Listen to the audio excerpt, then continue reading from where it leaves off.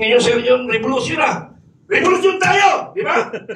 Revolusyon para sa Comelec, para magising.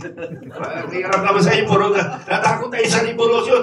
Bakit? Ang revolusyon ba ay ibig sabihin, makipagpatayan tayo lahat? Yun bang ibig sabihin nun? Hindi. Revolusyon sa Comelec na dapat mag-isip sila, sagutin nila yung mga katanungan natin. Yun ang point namin.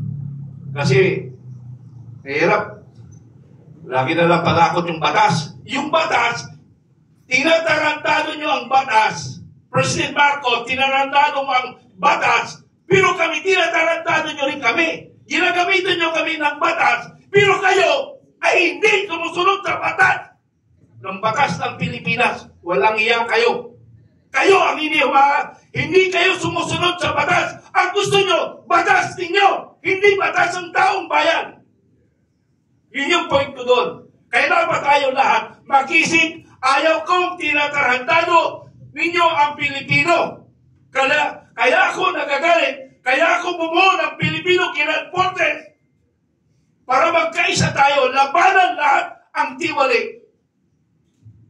Ngayon, di ba, may mga pakiramdam tayo na baka masali tayo sa gera. Di ba? Naramdaman natin kung nanonood tayo ng social o media. May gera.